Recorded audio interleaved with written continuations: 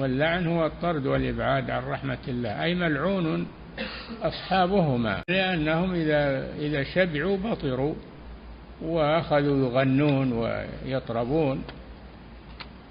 والنعمة إنما